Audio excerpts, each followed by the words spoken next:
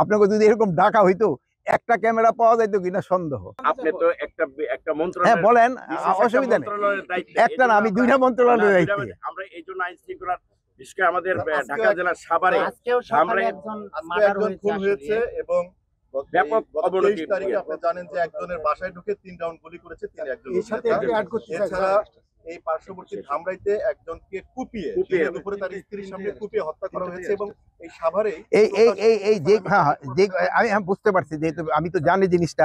এই এই পুলিশ অভিযান করছে, আজকে পর্যন্ত 1.5 শতাধিকের অধিক ব্যক্তিকে ধরা হয়েছে, কিন্তু এটি যেহেতু শিল্পাঞ্চল, এখানে অনেক মানুষের বসবাস, অন্যান্য বাহিনীগুলো কতটুকু তৎপর রয়েছে স্যার, এবং এই যে বৃহৎ এলাকায় বৃহৎ আকারে কিন্তু এই অপরাধগুলো সংঘটিত হচ্ছে।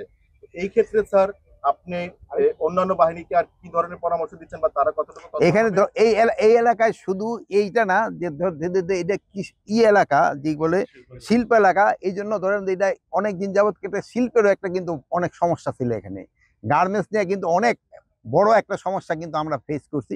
এটা কিন্তু মোটামুটি আল্লাহ দিলে একটা কন্ট্রোলের ভিতরে আসছে, এবং এখানে এই জন্য এটার স্ট্রেংথ অনেক বেশি। এখানে শিল্প পুলিশ আছে, এখানে সেনাবাহিনীও কিন্তু ডিপ্লয় করা আছে, এখানে র্যাব আছে, এখানে বিজিবি আছে, আর পুলিশ তো তাদের দায়িত্ব তারা করেই যাচ্ছে। তারপরে আপনারা দেখেন যেই সব ঘটনাগুলি ঘটছে, আমি অস্বীকার করবো না যে ঘটনা ঘটতেছে না, কিন্তু ঘটার সাথে সাথেই কিন্তু আমরা লোকজনদের কিন্তু আইনের আওতায় নিয়ে আসতেছি।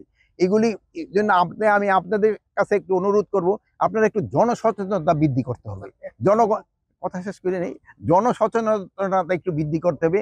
এই জনগণ সচেতন হবে। এই যে যারা যারা এই সব কিছু করতেছে, এটা তো ধরেন যে আমাদের এই পোলাপান, এগুলো কিন্তু একটু বুঝাইতে হবে যে অপকর্মগুলি থেকে তারা দূরে আসুক। আরেকটা জিনিস দেখবেন, আমাদের যে স্ট্যাটিস্টিক্স আছে, এটা কিন্তু যে খুব যে আগেও কিন্তু এরকম ঘটনা ঘটছে, বাট এখন হলো যেমন ধরেন আমি যদি, যেহেতু অনেক আগে এখানে আমি চাকরি করছি, আপনাকে যদি এরকম ডাকা হইতো একটা ক্যামেরা পাওয়া যাইতো কিনা সন্দেহ। আমার যে একটা খেলার জন্য যদি একটা ক্যামেরাম্যানরে আনতে হইলে তারে অনেক করে চেষ্টা করে আনা হইতো।